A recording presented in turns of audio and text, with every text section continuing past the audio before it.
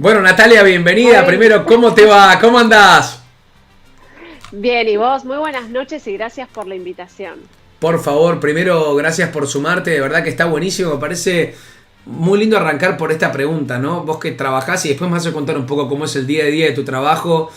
Una pregunta que me pareció interesante. ¿Qué pasa si tu papá no te reconoce o vos no reconoces la figura paterna? ¿Cuánto nos puede llegar a influir, sobre todo sabiendo que el domingo es el Día del Padre? Que algunos lo celebran y otros lo padecerán. Bien, en el reconocimiento, ¿no? Y básicamente en el trabajo, porque el padre es el símbolo del dinero, el reconocimiento y crecer. Es decir, la figura del padre a un nivel inconsciente es lo que nos va a ayudar a madurar, a pasar de la adolescencia a ser un adulto y especialmente a conectar con nuestro propio valor. Por eso cuando el padre no está o falta el reconocimiento, inclusive dentro de casa, porque esto también pasa, ¿no? Que entre los padres se desvalorizan. Es decir, por ahí la madre Ah, ah. minimiza al No, es padre. la porquería de tu padre o al revés, ¿no? Eso es violencia. Sí, en realidad ya se descubrió psicológicamente que los hijos reconocen al padre solo a través de la madre. Es decir, la madre es la que le da permiso al hijo para conectar con el padre. ¿Ok? Por eso también es muy importante entender que la madre es la que tiene que dar ese espacio de conexión de los hijos con el padre y que si no lo da muchas veces porque es muy absorbente o porque piensa que quizás ella puede entender mejor que el padre lo que Ujú. necesita el hijo porque tiene mayor intuición, pero a veces corta ese lazo que después uno afectivamente no puede conectar con papá igual que mamá, Eh, cuesta un poco yo, más. yo quiero saber qué pasa con esto y te voy a jugar un poquito a abogado del diablo, ¿no? Me parece que está interesante la charla que arranque de esta forma diciendo los hijos reconocen al padre a través de la madre. Y si los hijos, o sea, un hijo puede tener una mala relación con la madre y una mejor relación con el padre, puede saltear ese Sí, por vínculo, puede supuesto. construirlo así.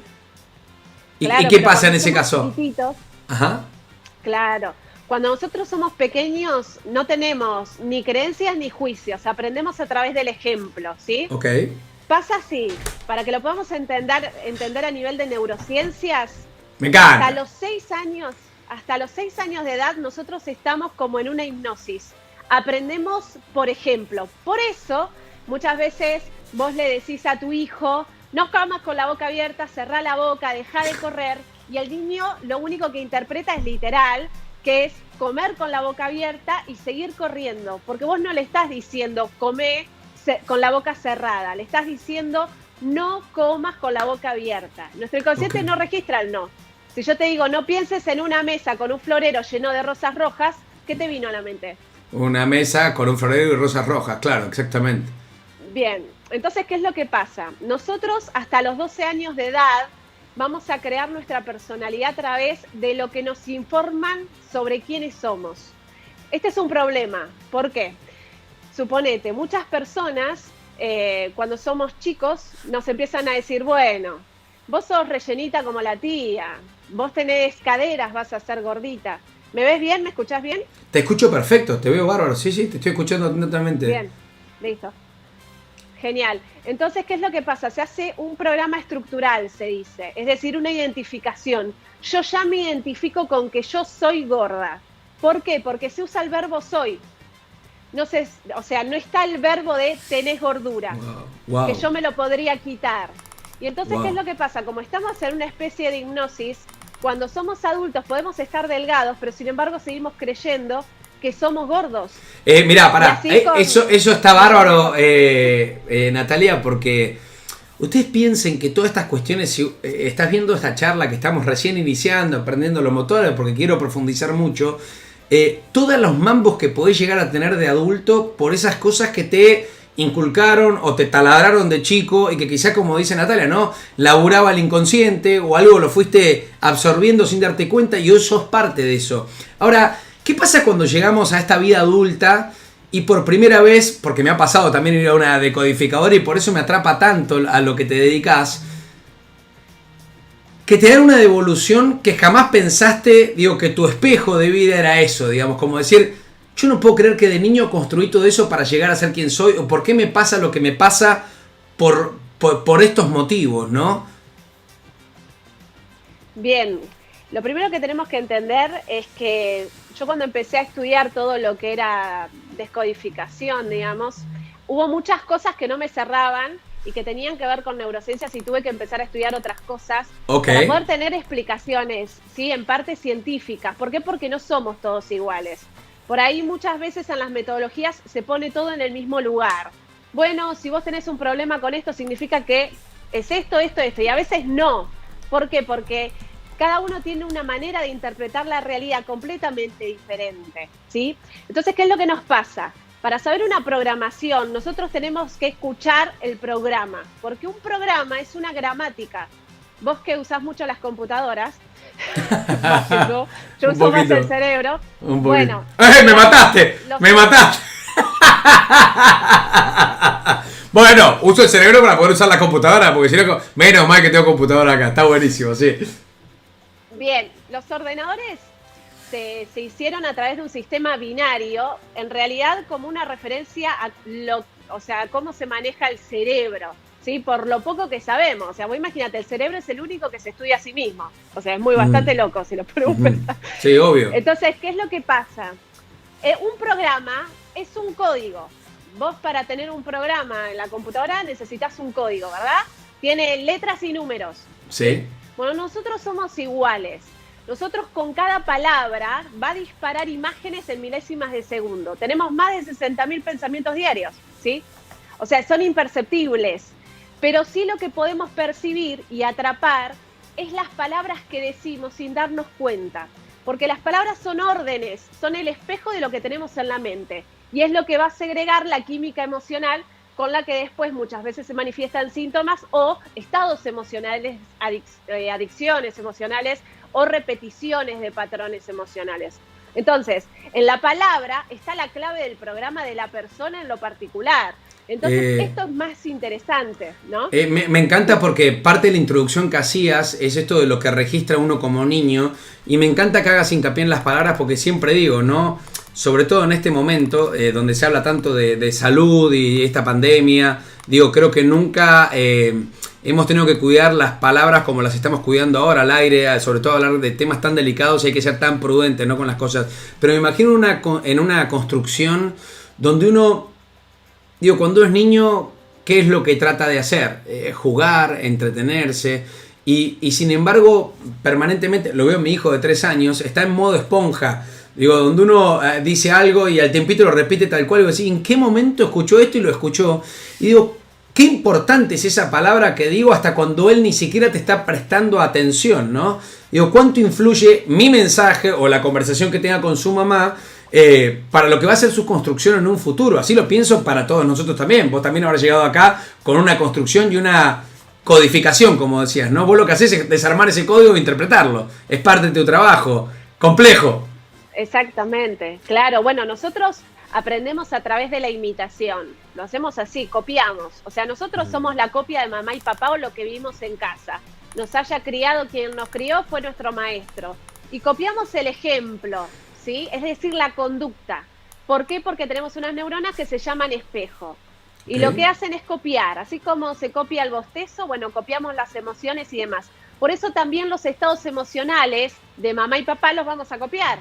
Y después los vamos a reproducir cuando se desencadene alguna historia similar que vivimos en casa. Y eso es totalmente inconsciente.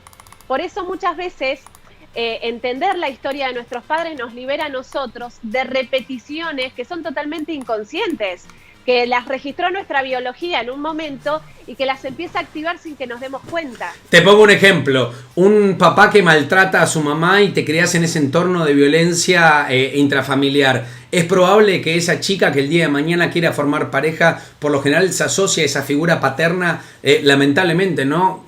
Tengo gente en mi entorno que le ha sucedido antes de llegar a una decodificación de saber estar rodeada por personas violentas, ¿no? Que reflejaban esa imagen tremenda de su padre. ¿Te ha tocado, charlar con gente así? Me imagino que sí. Digo, ¿se da esa casualidad de patrón? Sí. ¿Pasa eso? ¿Que se busca eso que uno vivió? Mira, parece... en realidad el patrón repetitivo sería lo más fácil, pero en realidad estamos muy en Disney, digo yo. Tuve un padre violento y me busco a alguien violento. En realidad no, porque yo empiezo a crecer y me doy cuenta que eso no lo quiero para mi vida. Claro, por supuesto. Yo no voy a repetir, o sea... se da inclusive muy pocas veces que yo voy a elegir un patrón. Es como que la situación de violencia se va a representar de una manera totalmente distinta. En mi Instagram yo hago casos en vivo. Hubo un caso en vivo que una chica decía que tenía calores en el cuerpo, se había ido al médico a ver cómo estaba la tiroides, las hormonas, estaba todo bien, y esos calores que era un fuego que le quemaba la piel literalmente, wow, y que necesitaba frío todo el tiempo, aunque esté helando, y era muy extraño porque los médicos no encontraban por qué. Entonces cuando le pregunto desde cuándo tiene el síntoma y demás, nos damos cuenta que ella se había separado del marido, que era alcohólico y le pegaba, ¿sí? Hasta ahí va, le pegaba, era violento, ¿sí? Entonces lo único que hice es esto, recordar el suceso más traumático de cuando te pegó, dónde te pegó y cómo te pegó. Para esto ella dice, ¿cómo me pegó? ¿Me pegó psicológicamente? ¿Me pegó? Sí, pero contame el hecho. Bueno, ¿qué hecho surge? Que la golpea por la espalda, ella teniendo en brazos a su bebé, imagínate la escena, y en la espalda a él le parte un ventilador, ¿sí? El inconsciente, ¿qué hace? Se llama engrama. En el momento ese, ella como madre va a soportar cualquier dolor con tal de que el hijo sobreviva, ¿sí? Ella va a poner todo su poder en proteger al hijo, pero su inconsciente está grabando absolutamente todo lo que está pasando porque está en peligro ella y el hijo. Entonces, ¿qué registró el inconsciente? Ventilador igual a peligro, ¿sí? Pero ¿qué es lo que pasa? Queda como una alarma encendida, como si fuese un ataque de pánico, nada más que a ella le da con calor, en vez de darle taquicardia, ¿sí? Entonces, ¿qué es lo que pasa? Necesita aire todo el tiempo. El inconsciente dice, el ventilador, va a venir el ventilador, va a venir el ventilador. Pasan 5 años y sigue esperando el ventilador. ¿Por qué? Porque el inconsciente no se da cuenta que vos ya te separaste y te fuiste. Es como que le tenés que avisar. Porque muchas veces el shock, vos lo soportás, ya pasó el trauma, pero el inconsciente lo guarda como un recuerdo a gestionar cuando puedas, cuando ahora tu hijo esté a salvo. Y ahí es donde viene el recuerdo de manera inconsciente. Por eso muchos de los síntomas vienen por traumas o shock de este tipo. La verdad que lo contás con una naturalidad impresionante, imagino en vivo mientras va sucediendo ese relato. ¿Qué pasa ahí cuando desarmás y descubrís ese motivo, esa relación? Que le puede estar pasando a cualquiera en este momento, ¿no? Es decir, viajás un poquito más allá de lo que uno está acostumbrado a viajar, a preguntar cómo está uno. Ella no descubría, fue un médico, ¿viste? Como que la patología era otra. Digo, se encuentra en esta charla y ve que la cuestión tiene que ver con una carga emocional fortísima, un episodio violentísimo, ¿no? De hecho, voy a poner acá, por las dudas, y obviamente cumplimos la línea 144, que es la línea de atención a las víctimas de violencia de género. Cualquier persona que en este momento una situación así esté viviendo o algo similar a lo que estamos charlando, es un número en el cual se pueden comunicar o pueden ayudar a alguien, es importantísimo. Ahora, ¿qué te pasa a vos cuando la otra persona, quizá tiempo después, al poder destrabar esa situación, no sé si se habrá aliviado esos calores o lo que sea, bueno, logra entender que esa causa, pasarla a su conciencia y poder resolverlo, poder seguir adelante a pesar de ese episodio que, bueno, la marcará toda la vida, ¿no? Lamentablemente. Claro, bueno, a la semana escribió un mensaje que yo lo compartí en las redes porque la gente termina siendo partícipe de cada caso en vivo, ¿no? Bueno, que contaba que los calores habían disminuido casi al 100%. O sea, es tremendo lo que sucede, porque es entender cómo funciona nuestra mente y cómo funciona nuestra historia. Y que hay cosas que pensamos que las resolvimos y en realidad quedaron como en pausa, ¿sí? Que emocionalmente quedaron en una especie de no tiempo y que se manifiestan muchas veces a través de un síntoma o de una situación que se repite. Todo tiene una lógica, pero hay que encontrar esa lógica. Pero todo tiene solución. Yo creo que todo tiene solución. Es decir, no hay que tampoco generalizar. Para mí hay que hacer todo junto. La medicina, la parte emocional, terapia, lo que vos quieras hacer. No, pero es cierto es cierto lo que decís vos. Porque de verdad que la parte emocional muchas veces uno, digo, no existe el médico de las emociones, pero sí existen herramientas para poder trabajarlas, o existe la psicología, o terapias alternativas, o lo que quieras llamarlo, o lo que te haga bien a vos, o la decodificación, que es una herramienta maravillosa. Quiero saber vos, ¿no? En esa curiosidad de ¿por qué entras en este mundo? Digo, ¿es un mundo por una cuestión personal, va por curiosidad, o también vos como decodificadora lográs, digamos, destrabar cosas tuyas que te llevan a este lugar? Bueno, en realidad yo empiezo el camino del autoconocimiento en base para sanarme a mí, ¿sí? Yo empecé haciendo todo lo que era descodificación, pero en realidad lo que yo hago es alquimia, porque después todo me fue llevando más a las culturas más antiguas y a los cerebros más antiguos que empezaron a darme respuesta de muchas cosas que por ahí estaban más allá de por ahí las metodologías más nuevas, como todo lo que es descodificación. Pero pregunto, Nati, Entonces, hasta donde vos me quieras contar, ¿no? Por supuesto, respeto tu historia personal, pero esa curación tuya tenía que ver con algo que descubriste a través de la decodificación o la alquimia, lo que quieras llamar, de cuestiones que te han pasado en la infancia. Digo, ¿llegaste a viajar a ese lugar para poder destrabar emociones o situaciones que te pasaron? sí, sí, bueno, desde la programación más grande que tuve fue el no te da la cabeza. Yo trataba de entrar en medicina en la universidad y no había manera, yo estudiaba con todas mis compañeras, pero no había manera de aprobar el examen de ingreso. Y mi abuela, que siempre me estuvo informando de quién yo era, me decía, sos igual a mí, no te da la cabeza. Y esta frase quedó para siempre, ¿no? Mirá, o sea, te decía, sos igual No a te mí, da no te la da la cabeza. cabeza, nena. Y te lo decía con amor, que te configuró eso, no te da la cabeza. Claro. Wow, wow. Fíjate, tenía dos, el no te da la cabeza y el segundo, pobrecita, porque mi mamá había fallecido cuando yo era muy chica, yo la cuidé y entonces era así la frase, pobrecita Natalia, lo que tuvo que pasar, pobre, no le da la cabeza, fíjate el pobre, ¿eh? Y pobre, ¿qué vamos a hacer con Natalia? Porque Natalia, no, o sea, yo era profesora de danzas, no ganaba dinero, ganaba para sobrevivir y mi abuela me decía, y la danza es pan para hoy, hambre para mañana. Y todo Perdón, lo que me dijo se hizo real. pero qué maldad. Wow, qué señora mala. Te reís, me mata. Me mata que te reís, pero digo, ¿me estás cargando? ¿Qué vamos a hacer? Mirá lo que nos tocó. Y bueno, ¿qué querés que hagamos? Ya está. Y mirá lo que te convertiste, Natalia, impresionante. A veces esos golpes te hacen fuerte de verdad, ¿no? Como decir que ahora hay que te dice no te da, y ¿sabes qué? Que no me da, ¿sabes cómo me da? Me imagino que estás como multiplicás por 100 en esa situación, ¿no? No, pero aparte elegí 3 carreras distintas para poder entrar en medicina, porque había que hacer un año antes de cualquier carrera para poder entrar en medicina, y en ninguna, hice letras, hice farmacia, biología, en ninguna, probé el examen de matemática y química, y hoy enseño Pitágoras en la escuela. O sea, la vida es un gran chiste. ¿Por qué? Porque en realidad, en este no te da la cabeza, había un gran tema. Yo tenía una memoria distinta a las personas comunes. Yo necesitaba entender, no podía memorizar. Nunca memoricé.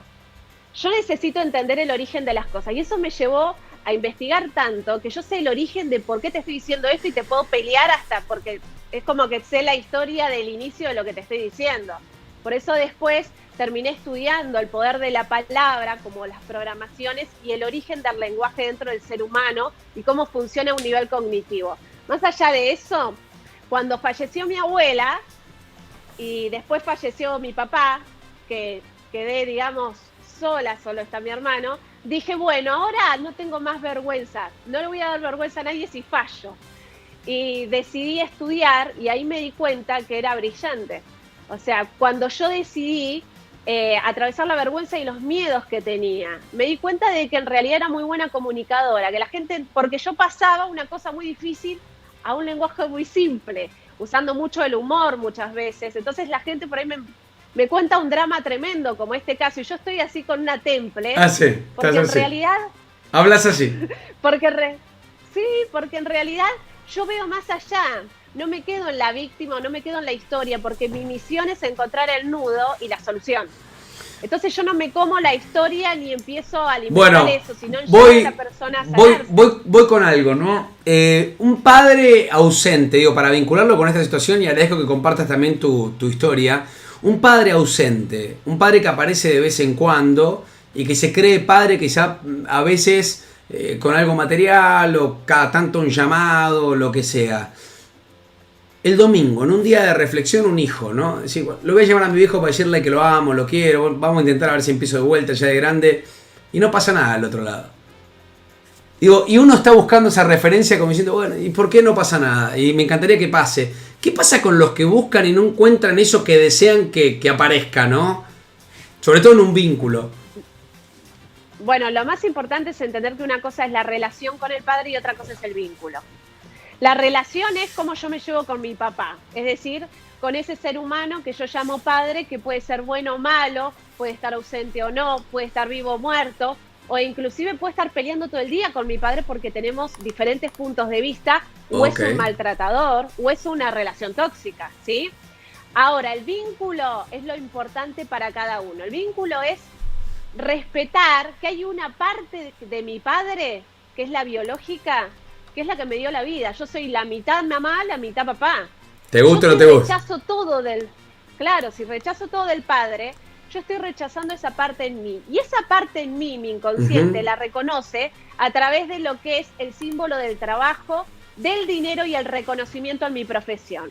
Entonces, ¿qué pasa? Si yo estoy peleada emocionalmente con mi padre por lo que no me dio, porque fue malo, porque todo esto, bueno, yo estoy peleada con la relación, pero también con el vínculo. Y mi inconsciente dice, bueno, tachamos al padre. Entonces en el trabajo nadie me reconoce. El trabajo va a ser un espejo de mi padre. A mí no me van a reconocer, yo voy a estar como invisible, ausente yo en el trabajo, como que siempre estoy en el mismo lugar y nadie ve lo que hago, nadie me tiene en cuenta. Voy a vivir las mismas emociones que con mi padre. Y esto pasa porque el inconsciente no puede tachar la mitad de la vida, porque si no yo no existiría. Necesita que yo lo resuelva. Resolvé esto. Entendé que tenés que tomar esta parte porque te pertenece, si no, no estarías acá. Entonces yo tengo que tomar la vida que viene a través de mi padre y entender que la relación es otra cosa. Puedo no relacionarme con él, pero yo tengo que reconocer que yo tengo que reconocer a mi padre. Yo soy tu hija. No me gusta como sos, pero reconozco que soy tu hija y tomo la vida que viene a través tuyo y la uso para mi beneficio.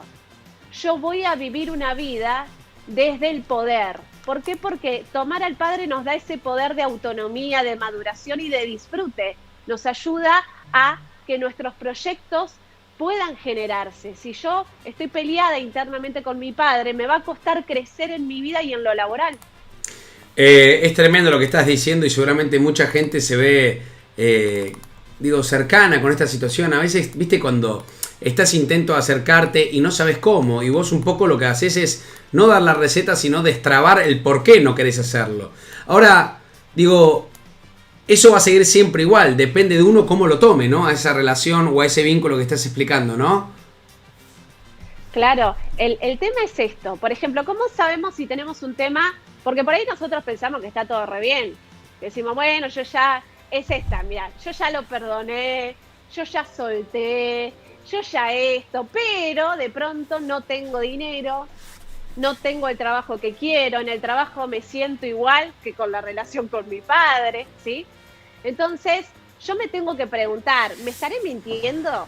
Porque en mi vida el fruto me está contando otra historia, ¿sí? Que hay algo ahí que no está ordenado, que todavía quizás queda una herida o que todavía yo no tuve el valor para reconocer que ese es mi padre, me guste o no, y que llegó el momento de madurar y de tomar lo que me tocó, ¿sí? Ahora, ¿cómo sabemos que no pudimos conectar con el padre? Cuando la persona repite la palabra que está tan de moda que es soltar. No la puedes escuchar, soltemos, ya todo, soltemos. La palabra soltar en realidad significa atar al sol. Básicamente estás diciendo, quiero atarme a mi papá, pero no puedo. ¿Por qué? Porque mi papá fue malo con mi mamá y entonces yo por fidelidad a mi mamá no conecto con mi padre. Ahí te dedican el graph para vos, Nati, mirá, soltar, ahí está, abrazar al sol. O sea, soltar no es alejar, sino todo lo contrario, es abrazar. Exacto. O sea es lo mismo. Si te tatuaste eso, borralo. Ando diciendo soltar y te haces una cruz en el tatuaje, porque si no, Dios mío, no, claro, no es nada que ver, le pegaste feo. Mirá lo que es el valor etimológico de las palabras, tiene, claro, la gente a veces repite por repetir, ¿no? Todos repetimos a veces cuestiones sin preguntarnos por qué, cómo, cuándo, no sé. Por lo menos preguntas básicas, cómo surgen, ¿no? El significado. Claro, en realidad soltar es atarme al sol. ¿Y por qué me quiero atar al sol? Porque el sol, por eso en las culturas más antiguas se asocia al padre. Por eso ponen al sol como el padre. Y el domingo es el día del sol, que es el dominio, ¿no? La palabra domingo viene de dominar, del poder, porque el padre es poder. Por eso se lo asocia a Dios como el padre también, ¿sí? Pero atar al sol es porque yo quiero solucionar algo, resolver. Quiero resolver esto que me pasa con las parejas que me dejan, que son infieles, que no me eligen. Pero en realidad me está diciendo la palabra soltar, ¿dónde está esa solución? En que me falta la figura paterna. Y no tiene que ver con mi papá, tiene que ver con el arquetipo del padre, que es el que me va a llevar a soltar lo que me está haciendo mal. ¿Y qué es lo que me está haciendo mal? Que todavía sigo pegada a mi mamá, a la parte infantil, a la que me enseñó ese amor de dependencia que después lo proyecto en la pareja a través del dame, vos no me das interés, vos no estás conmigo, vos elegís a tus amigos, te vas a fútbol y yo ¿dónde estoy? Bueno, esa es la niña dentro de nuestro, digamos, la que no soltó a mamá y por ende, si no solté a mamá, no pude conectar con mi papá, porque el padre es el que nos ayuda a soltar ese amor de dependencia que nos lleva a fracasar en la pareja. ¡Wow! O sea, esto es para tanto un hombre como para una mujer, ¿no? En esa visión les pasa lo mismo a los dos. La figura representa exactamente lo mismo. Bueno, ahora hablemos en serio. Ahora vamos a proponer cosas, digo, a la gente que le esté pasando esto, que se esté identificando con lo que estás contando. Y de verdad que tenés un decir maravilloso, es muy sencillo lo que estás explicando. Pero ahora la pregunta es, bueno, ¿y cómo? Suena hermoso, ¿no? ¿Cómo? Haber dicho cualquier cosa el día del padre, a recomendarte regalo, lo que sea. Vamos un poquito más allá. A ver, ¿cómo estás con tu papá? ¿Cómo sos como papá también? ¿O cómo fueron tus padres? ¿No? Vamos ahora al cómo. Bueno, ¿cómo hacemos todo esto del arquetipo? ¿Qué hacemos? Bien, lo más importante es esto. Bueno, primero vamos a ver dónde estamos parados cada uno, ¿no? A ver. Y hay una frase que nos va a hacer sentir la verdad dentro de cada uno, ¿no? ¿Y cuál es esa frase? Es imaginarte a tu mamá delante tuyo, mirándola, imaginándotela, ¿viste? No ni necesitamos cerrar los ojos, uno se la imagina la sensación. Y mirarla y decirle, mamá, ¿me das permiso para amar a mi papá tanto como te amo a vos? O sea, es amar a mi papá tanto como yo te amo a vos. Porque generalmente tenemos ese amor por mamá, porque mamá es la que nos dio la vida, estuvo 9 meses, nos alimentó, y tenemos esa cosa con mamá, por más que mamá no haya sido buena, ¿sí?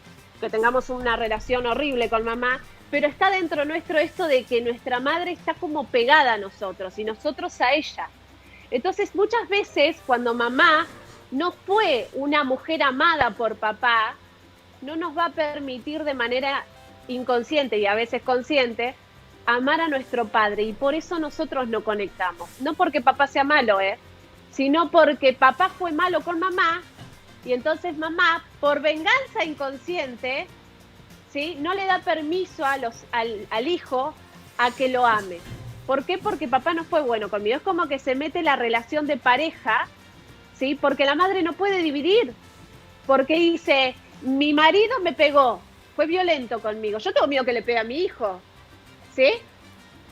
Mi marido, el padre del hijo, me fue infiel, me engañó con otra mujer, ¿sí? Yo tengo miedo que engañe a mi hijo.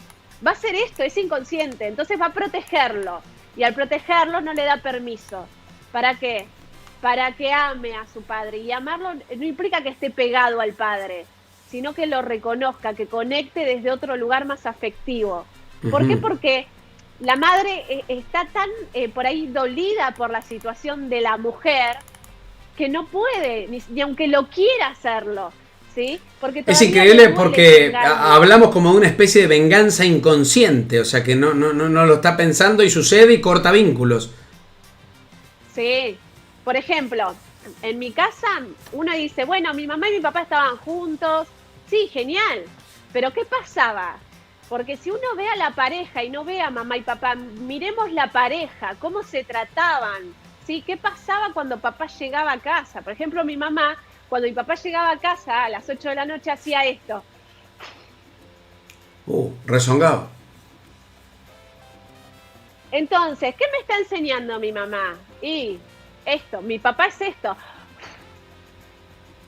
¿Sí? Y uno cuando crece empieza a hacer las mismas conductas. Ahí vino mi papá. Empieza a hacer lo mismo. Ahí vino mi marido. ¿Por qué? Porque la madre. Y después volvemos a repetir lo mismo.